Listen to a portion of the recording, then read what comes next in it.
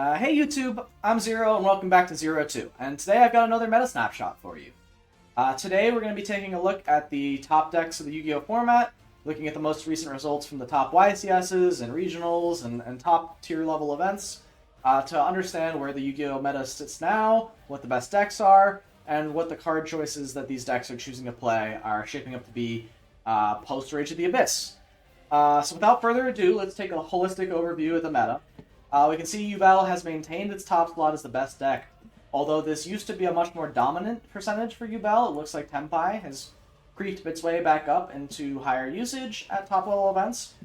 I think that's also in part to Snake Eye Fiendsmith coming back into the foray. We saw it on a big downswing over the past couple of weeks. It's now coming back on an upswing because realistically this should be Snake Eye Azamina Fiendsmith and Snake Eye Azamina Fire King here. They're just reusing the same tags to talk about that deck, but Azamina has really revitalized a lot of the top Snake Eye lists that had recently fallen off after the ban list.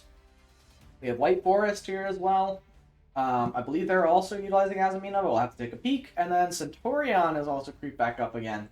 And this is definitely a deck that a lot of people are looking at because it plays so well under Fuelos. And Fuelos is likely going to be everywhere when we're looking at these deck lists, so be prepared for that. And then Ritual Beasts have fallen significantly. They used to be the fourth best deck. They have almost fallen out of the top 7 to where we're not going to talk about them. But we still will talk about them because they're still hanging on. Shifter is still a good card. And the deck can still put out some decently powerful end boards. But as you can see here, the bottom tier kind of exploded a little bit with a bunch of different decks that are doing well. Stuff like Rescue Ace is seeing a resurgence. Stuff like Pure Snake Eye is seeing a resurgence. Chimera is doing particularly well. Decks we haven't seen before. Again, Memento is still doing fine. There were some tops from, not Mimigul, that's an older top, but it's like Hero's got a top, which is crazy. So, outside of the top decks, there are still a number of decks that are able to compete at the high level. Like Dynamorphia, Gulpride Punk, it's crazy. All these wacky decks down here at the bottom, but the top 7 are the ones we're going to be focusing on today. So, I want to jump into it and get started talking about Yubel. So, Yubel didn't get any new pieces in Rage of the Abyss, to my understanding, outside of All Charmy Fuelos, which is its card, like I said, you'll expect to see in a lot of these deck lists. The only reason it's not going to be in a some number of deck lists is probably because of the price tag, honestly. It's sitting at 120 a copy right now, it looks like. It was probably like $140 a copy for most of the events that these lists are from. I guess they did also gain Lacrima the Crimson Tears as well as an additional piece to play in the Fiendsmith engine. They are still on like a pretty maximal Fiendsmith engine, playing the Tract and the Engraver and the Lurie.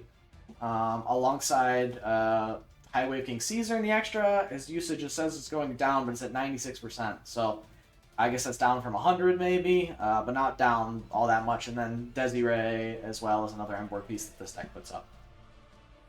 But yeah, looking at the lists, it doesn't look like the ratios are changing all that much. They're still maxing out on the copies they can of the Spirit Gates and the Beckoning Beast stuff so that they can play that line. That does all their main combos. A lot of people are looking into the trap for Unchained that pops a card on the field, but the other trap that is summoning one back from the graveyard, which used to be the trap of choice because you could reset Soul of Rage, is going down a bit, and the pop is going up because people feel this is a more valuable interaction this one. If we take a look at the top deck from top 8 at YCS Niagara, you can just take a peek at this one, take a look at the exact list this guy was playing. So on the pretty standard ratio of Yubel stuff at this point, again, we're not going to talk it over too much, but this, interestingly enough, was on some number of the Millennium cards. I'm not entirely sure what these are in here for. I haven't seen any lists playing or talking about these, but they're on one of this guy, one of the field spell, 3 of this guy who searches this guy. I'm not exactly sure what Wedju Temple does. I'm trying to look and see if there's anything crazy. But I don't see any reason why they would be on this. There aren't any like extra deck tools they're using for this. It's possible that these guys are just good extenders to make link plays. I guess this guy he's not even a fiend, he's a beast warrior, so not like he's a fiend that's helpful. He's level 8, so he doesn't help make the Varudris or the Wave King Caesar. I'm going to say I'm a bit baffled by this decision. So I would look to see if Renerick, Jeffers, Bruno has some sort of deck list out there. I don't have this kind of research. Again, I'm doing this live, so this is a very interesting tech, though. I'll have to keep this in mind for when we're reviewing Yubel in the future and seeing if they're still on this. Maybe if we look at a top 32 list, it'll be a bit more standard, and we can see they're not on that package. They are on the Fuelos, they are on the Lacrima. They have trimmed down and are playing still a number of hand traps in Imperm, Veiler, Ogre, Ash, the Fuelos, the Bizdeals. So definitely this is a hand trap heavy variant. Phantom Yubel, the extra, is still now a staple. So outside of that, nothing else has changed though. That's all I want to talk about Yubel. Let's talk about Tenpai briefly. Tenpai has not changed like literally at all since we last talked about it. Outside of two important inclusions in hand traps.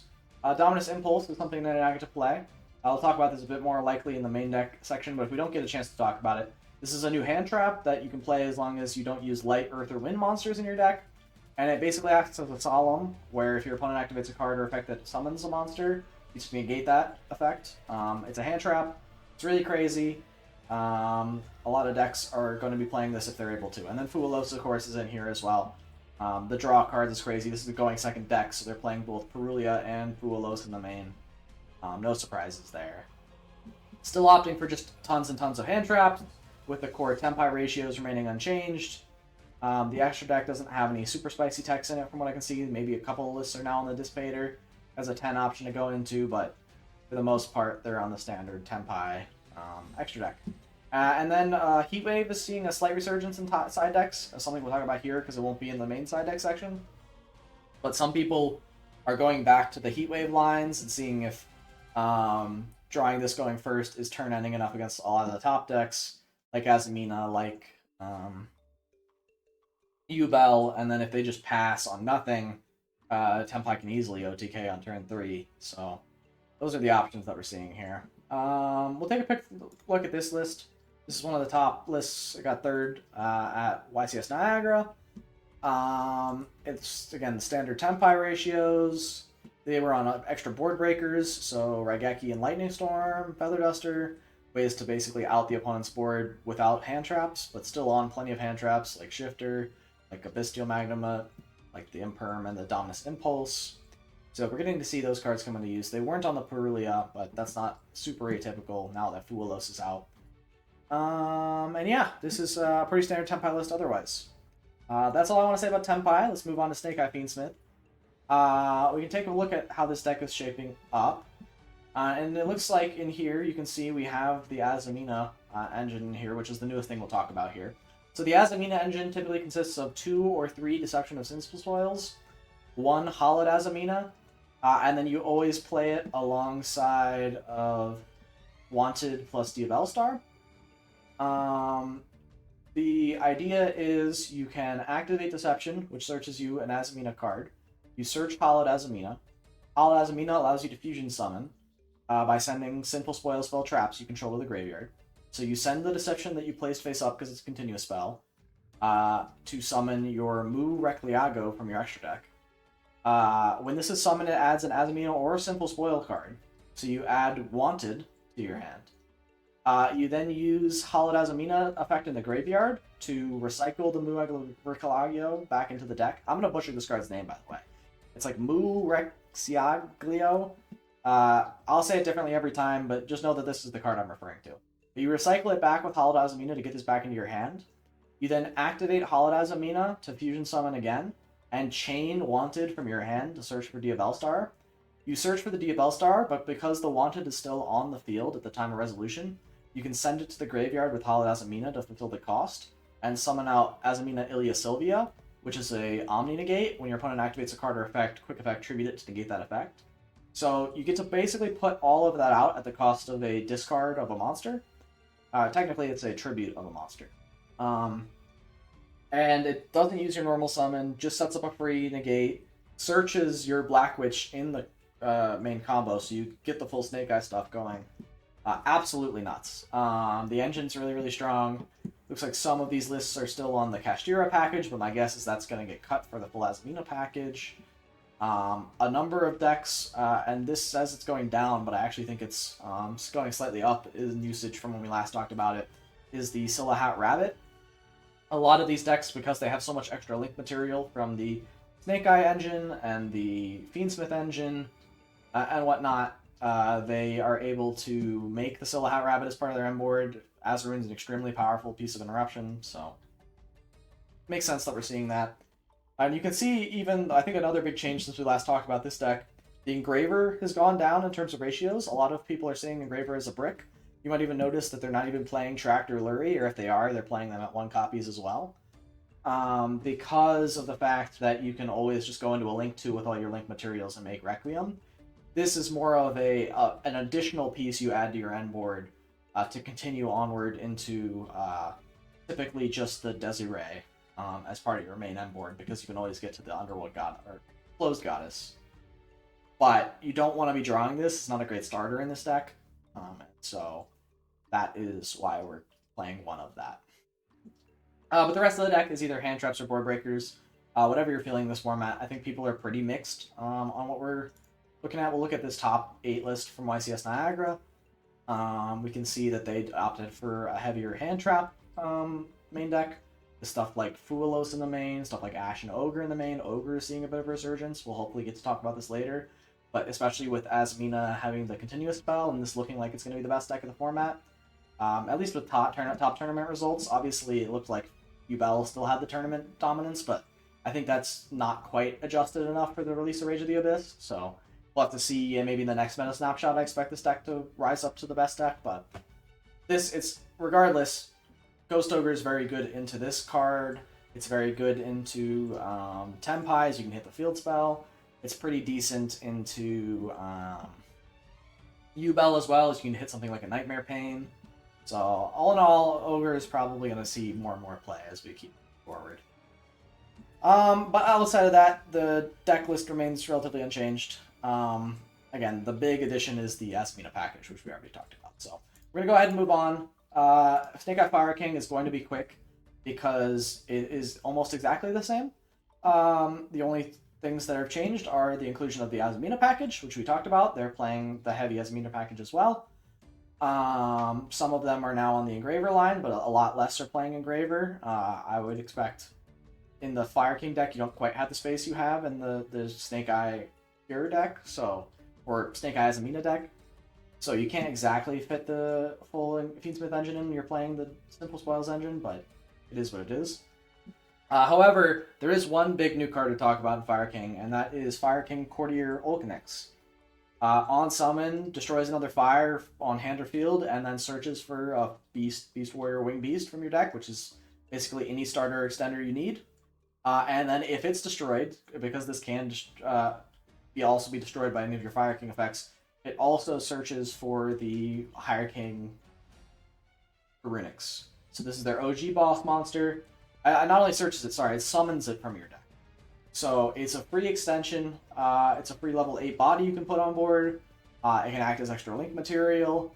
Additionally, this card's not even that bad. Like if you pop it, it summons itself back in the standby phase and blows up the whole board. So it can be an annoying board wipe for your opponent's setup if they don't respect this card or they blow it up on their own.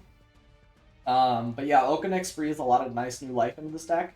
I think this is probably the second strongest, if not the strongest, home for Snake Eye and the Azamina cards, so I expect this deck to do well as well. Although this deck and the Fiendsmith variant are probably going to be splitting the Snake Eye tops, so really we can talk about these in terms of this being 9%, this being 12%, so it's actually 21%. So Snake Eye, if you talk about these two together, because Snake Eye Azamina as a whole is realistically the best deck. Moving onward, though, because, again, we didn't need to talk about this too long, because a lot of what we talked about already was true for the Snake Eye Fiendsmith stuff. But White Forest, they did get, I believe, a couple of new tools in Rage of the Abyss. I'm not exactly sure what they're taking advantage of from that set, though. I thought they maybe got a new Speller Trap. Maybe I'm going crazy. But it looks like the still dominant variants are the Runic variant. And the toy variant apparently did well as well. So we'll just jump in and take a look at these lists because we've talked about White Forest pretty extensively. There's not too much new to talk about with the deck. It's still doing about the same things. Looks like Tri-Edge Master is a new inclusion that I haven't seen before, which on Synchro Summon either pops a card or draws a card, or it can be a tuner. So it looks like you're probably typically making this with a 4 and a 2, so you're drawing a card. It's just an extra draw, so not bad. Outside of that, though, they're on the heavy runic package, so they're not playing many hand traps. Skill drain's very good in the deck. Not too much else to say. If we look at the toy variant, that'll be much more interesting to talk about. This list is on a lot heavier in terms of hand traps. They're also on the 1 Manadium reframing, which you can play since you're playing a synchro deck to be a form of negation.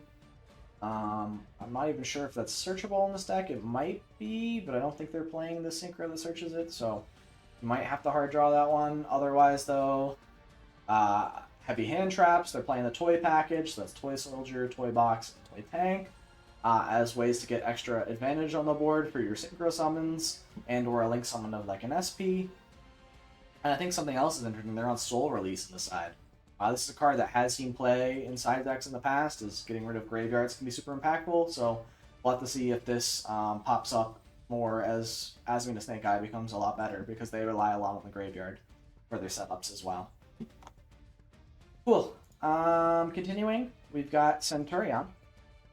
Centurion is a deck that's rising a lot in popularity, or at least if you were watching any sort of Yugioh, you would know that tons of Yugioh are out there posting deck profiles and whatnot. Pack has a ton of great content on this. Highly recommend going and checking his channel to look over his deck lists, his choices, his rationale. He does a great job breaking down the deck and why he likes it and some of the combo lines behind it. But we have looked at this deck before, and it hasn't changed all that much from Rage of the Abyss, outside of 2 very, very key pieces that have made the deck a lot better.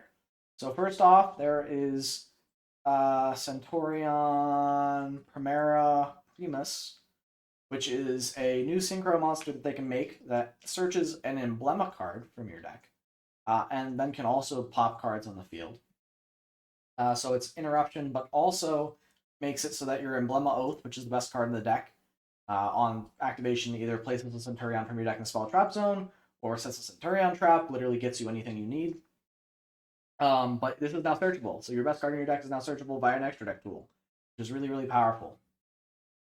But outside of that, they're still on the double Blazar Crimson Dragon lines that they've been doing in the past.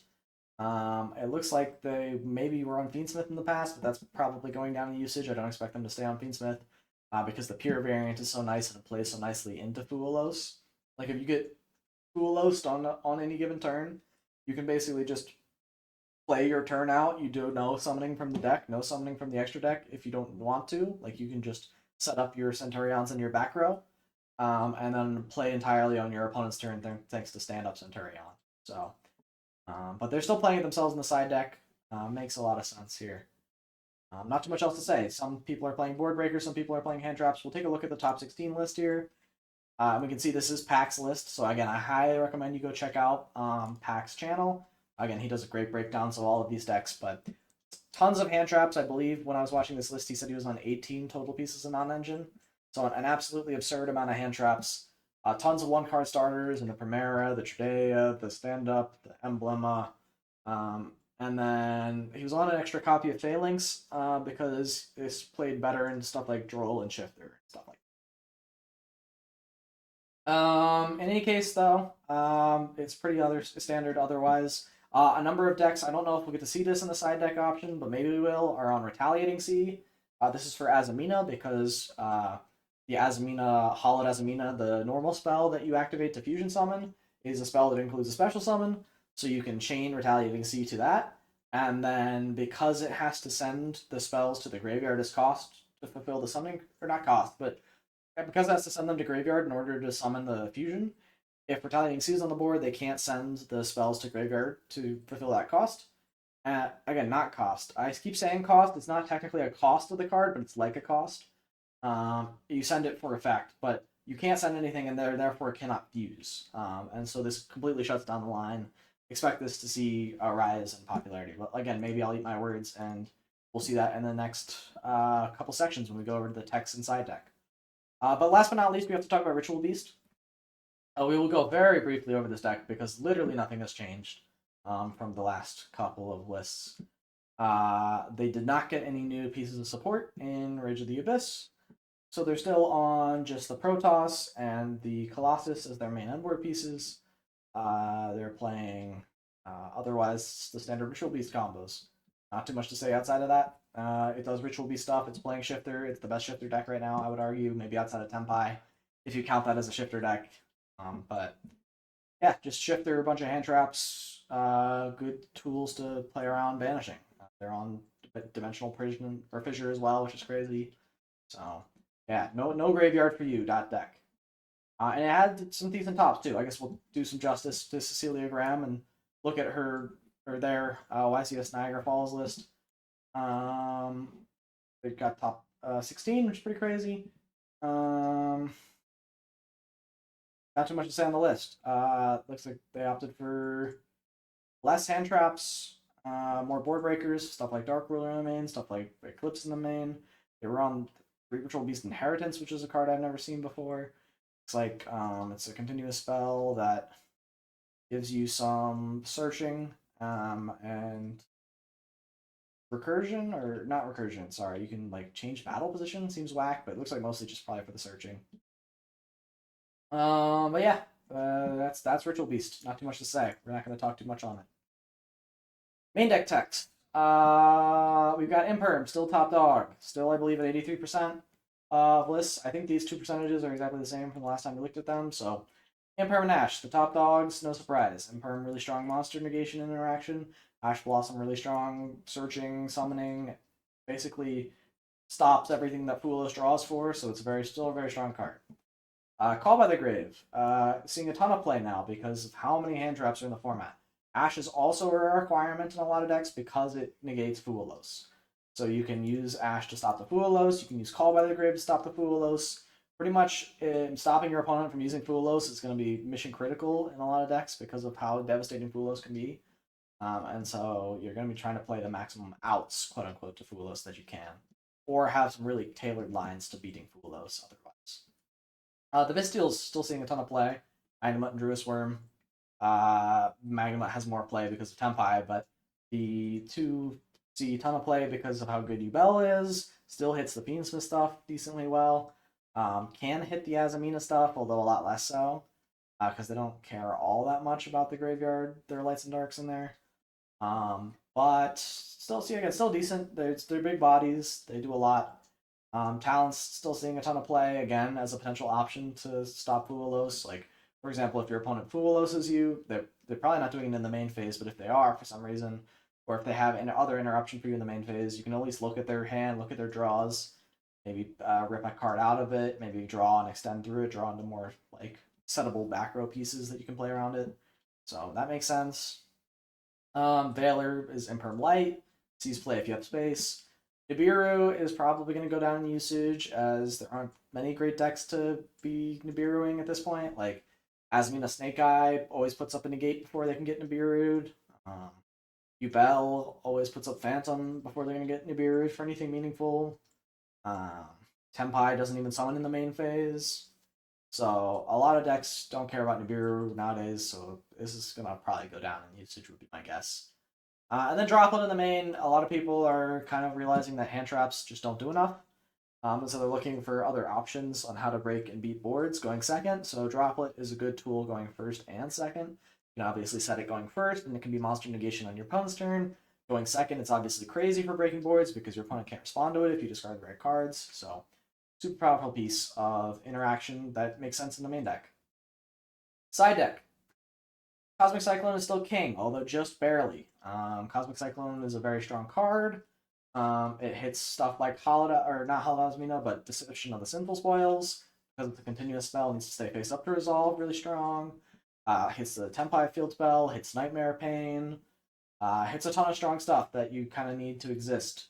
So having Cosmic Cyclone, seeing a lot of play, honestly 52% feels even a bit low. I wouldn't be surprised if it would have been more, but yeah, just a super strong card for going first and second. Dimensional Barrier, rising up in usage, really strong card against Azamina because you can call Fusion and then they can't play. Also turns off a lot of their Beansmith stuff, which is really strong. Fusion against Yubel is not bad because they don't get Phantom. Synchro against Tenpai, obviously turn ending, so really, really strong stuff. Perulia seeing a ton of play still. It's not bad because Fulos is out now.